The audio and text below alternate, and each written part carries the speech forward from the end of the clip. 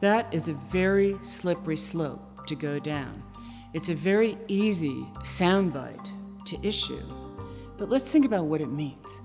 One, how do you know if you're maximizing anything? What are you measuring your returns against? What's your yardstick? Two, which shareholders? Public companies generally have a great many shareholders with different holding periods, different accounting rules, different investment objectives. So how do you know which shareholders you're trying to maximize value for? And if you're trying to do it for all of them, you're looking at an impossible job. Then the next question is, for what period of time are you looking to maximize those returns? So what ends up happening is, because those are unanswerable questions, all eyes turn to the current stock price. And are we maximizing the current stock price?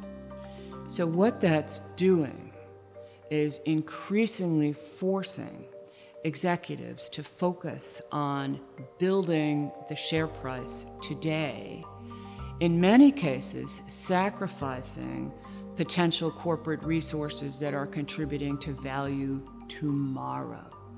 So earnings, for example, reported quarterly, are managed very carefully to try to meet the expectations of Wall Street's stock analysts. And they do it in the following way. If we're supposed to generate, say, an 8% increase in our quarterly earnings, where are we going to get that? Okay, let's say it's a 1% increase in sales. Maybe it's a 4% increase in share price by virtue of buying back some of our shares so that our float is smaller. And then let's say it's a 3% increase that comes from bringing forward earnings that we might potentially properly recognize later, so that we could cumulatively show an increase of 8%.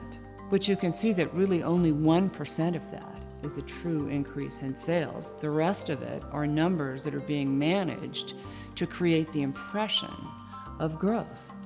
And it's quite easy then to imagine what happens when you're doing this quarter after quarter after quarter after quarter.